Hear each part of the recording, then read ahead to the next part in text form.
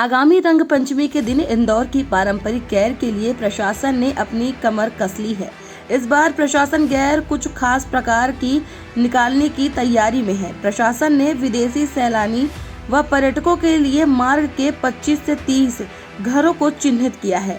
यहां से विदेशी सैलानी व पर्यटक बैठकर गैर देख सकेंगे। इसके साथ ही उज्जैन में हर वर्ष सावन माह में भगवान शिव की निकलने वाली सवारी की तर्ज पर गैर पर भी लाइव टेलीकास्ट कर गैर की इतिहास बताया जाएगा। बता दें, यह अतिथियों व विदेशी पर्यटकों के लिए एक डिजिटल प्लेटफॉर्म भी तैयार किया जा रहा है, जिसको प्रशासन जल्द ही लॉन्च कर अतिथियों की रजिस्ट्रेशन शुरू करेगा और उन्हीं को इन चिन्हित जगहों पर बैठने का मौका देगा। साथ ही असामाजिक तत्वों पर विशेष नजर रखी जाएगी, जिससे गैर में कोई भी अप्रिय घटना ना हो। देखिए, जहाँ तक गैर की बात है, जो परंपरा गौरवशाली इंदौर की रही है, जितने भव्य तरीके से गैर यात्रा निकाली जाती है, उतने ही भव्य तरीके से और उसी पारंपरिक ढंग से इस बार भी निकाली जाएगी। ये जरूर है कि इसमें कुछ कुछ जो इस प्रकार के इंसिडेंट देखने को मिलते हैं, जो अवांछित होते हैं, वो हेतु लगातार हमारे द्वारा अपील करी जा रही है कि इस तरीके की चीज ना हो और लोग परिवार के साथ उसमें आके एंजॉय कर सकें। इस तरीके का हमको सभी जितने भी गेर हैं उनमें माहौल रखना है। सभी आयोजकों से भी इसी संबंध में हमारी चर्चा हुई थी। जहाँ तक यूनेस्को की बात है, चूंकि 2 साल में एक ही बार किसी कल्चरल हेरिटेज को यूनेस्को द्वारा दर्जा दिया जाता है और क्योंकि पिछले साल ही गरबे को दिया गया है, इसीलिए ये संभावना अगले साल बनेगी।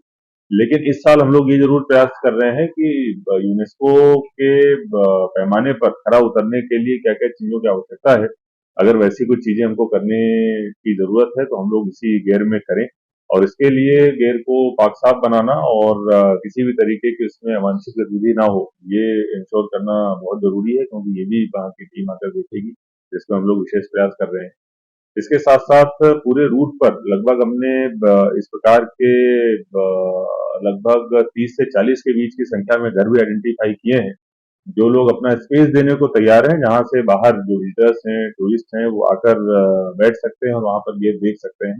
लगभग 250 लोगों की बैठने की क्षमता अभी तक हम लोगों ने क्रिएट करी है। उसकी बुकिंग के लिए हम लोग एक प्लेटफॉर्म बना रहे हैं, ढूंढ रहे हैं। 1-2 लोगों से हमारी बातचीत चल रही है। आज शाम तक हम लोग उसको लॉन्च करेंगे और अगले 1-2 दिनों के अंदर अगर कोई बुकिंग कराना चाहता है, बुकिंग के लिए उपलब्ध होगा।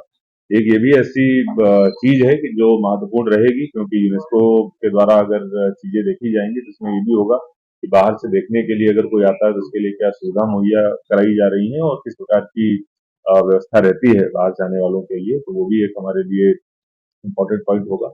बाकी जो रूट का मेंटेनेंस है और वो सारी चीजें हैं, उनके लिए नगर निगम की टीम को निर्देशित कर दिया गया है। जगह जोन चिन्हांकित करने के लिए, उनको हटाने के लिए, अथवा वहां पर जो हम लोग एक सूचना लगाते हैं, वो सूचना चस्पा करने के लिए बता दिया गया है।